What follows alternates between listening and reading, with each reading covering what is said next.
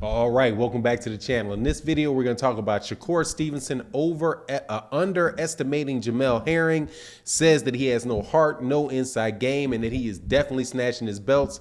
Let's talk about that in this video.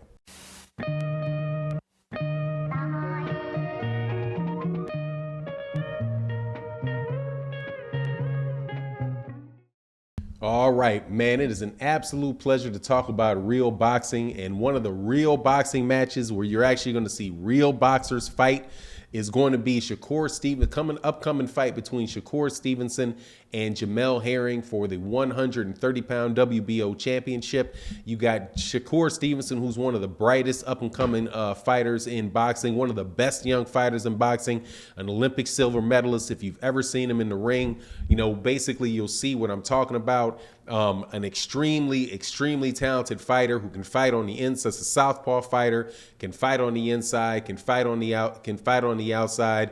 Very intelligent. I think he's probably one of the most skilled of all the young fighters in boxing. I think that either he or Jaron Ennis are probably the most skilled when you look at just the total package, the total package that they bring. But I think in this particular instance, he may be getting a little overconfident as it relates to Jamel Herring, who is the WBO champion. I would call him, a guy that is the grizzled veteran, right? There's not a lot of flash, not a lot of flash to him, not a lot of, none of he's not a highlight reel type of fighter, but he's somebody that comes with his lunch pail, puts in his work, right? And is a very consistent, kind of come forward fighter. Is a good counter puncher. Is a smart fighter. Doesn't necessarily have all of the talent that Shakur Stevenson has, but I think that he's somebody that should definitely be respected. When they get in the ring, he's just recently off knocking out Carl Frampton. Carl Frampton was somebody that I didn't think that Jamel Herring was going to be able. I thought he'd be able to beat Carl Frampton, but I didn't know that he would be able to beat him in that fashion. And that is a testimony to what he's doing with Bomac and Terrence Crawford's gym. I think that him working out with those guys, has probably elevated his game a good bit. So when Shakur Stevenson says stuff like he's got no heart, he's got no inside game, I hope that is Shakur Stevenson trying to get into the head of Jamel Herring, and not something where he really thinks that that's the truth about Jamel Herring, because I'm telling you, that is not the truth about that guy. The guy has heart. I mean, I do think he's somebody that is probably a little bit of a late bloomer to boxing. At least that's my understanding. If I'm wrong, correct me in the comment section that he went into the military and he boxed in the, in the military. But, but prior to that, he was not a high, he wasn't like Shakur Stevenson, somebody that, from a very, I've been hearing about Shakur Stevenson for a very long time. One of the top amateurs in the United States, right? Winning tournaments, and all that good stuff, So, but I just hope that Shakur Stevenson is not underestimating Jamel Herring, because if he does, that could spell disaster for a kid like that, man. Because when you underestimate a champion and a guy that is improving in a steady basis, there's some chance that you may slip up. Now, personally, I don't think that's the case. I think what we're going to see with Shakur Stevenson is Shakur Stevenson win the fight. I think it's going to go to be like a 12-round fight. Jamel Herring is going to be coming forward, trying to pressure him. Shakur Stevenson is going to be countering him, right? Winning rounds on the volume of punches that he's landing. And I don't believe that, he's going to step up and knock out Jamel Herring or anything like that. But it'd just be, a scenario where if Shakur Stevenson is doing what he's supposed to do, he's just a skill level above Jamel Herring. So he should be able to get that, play a hit and not get hit type of game and get away with it now, and get away with the belt. And so the next fight for him, though, after this would be a fight, I do believe, with Oscar Valdez, and I think that probably is going to be a tougher test for Shakur Stevenson. If he gets past it, than Jamel Herring was. So there's really good things to look forward to in that particular division. Now, as far as Shakur Stevenson and Oscar Valdez, my take is going to be on is how good is the steroids that Oscar Valdez is going to be on during that fight. As you know, Oscar Valdez tested positive for performance enhancing drugs before his last fight, and they let him get away with it and go into the ring. So I don't see him doing anything different. I see him, basically doing the same thing.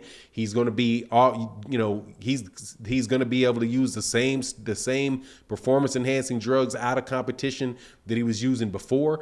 And what you're going to wind up seeing is, somebody that is not a particularly good fighter, because I don't really think Oscar Valdez is a top-notch fighter, but what he definitely has is endurance. And he definitely has the ability to press forward in the fight. No matter how much punishment he's taken, he's still able to come forward. And that was a fight, but that was a difference in the fight between him and Conceição. I'm sorry, I want to mess up his name, but the Brazilian fighter that Oscar Valdez fought last time.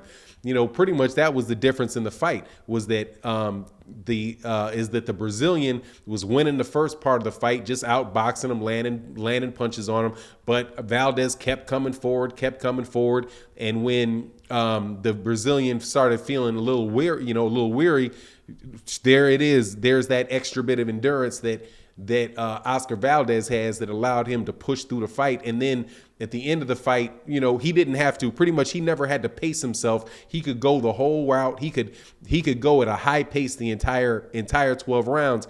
And that's the difference, man. And that's where those steroids and those things give you an edge. When somebody's not on it, you kind of have to, gauge your conditioning. But when you're on steroids or on whatever performance enhancing drugs, and you've trained your body to the point where it doesn't get tired, you're going to wind up getting those advantages on it. So, that's what I'll see. I think that's the next step for Shakur Stevenson, is the fight with Oscar Valdez.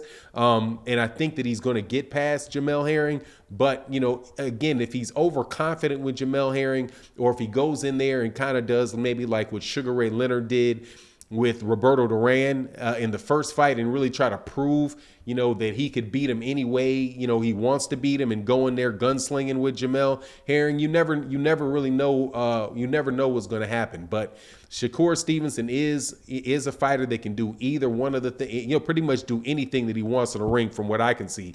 Now, there is a question about Shakur Stevenson and his chin. I say the same thing about Jaron Ennis or any of these other fighters, younger fighters that I haven't actually seen take any punishment.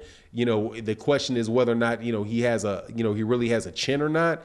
But I don't think you really got to worry about that with Jamel Herring, because Jamel Herring isn't somebody that really totes a lot of power, or somebody that is really going to be able to, I don't think he's going to be able to hurt him. I just don't think he's going to really be able to land too much of a glove on him. And I love the confidence of Shakur Stevenson in that regard. But at the very least, we know we're going to get a real fight between two real fighters. It's not going to be some, just some comedy show or some a celebrity exhibition match, that this is going to be a time when they're actually covering real fighters and real boxing matches, where, you can see, what the best of the sport is about inside the ring, and not just a bunch of hoopla outside of it. But anyway, that's my take on the situation. You let me know what you think in the comment section. And with that, I'm out. Peace.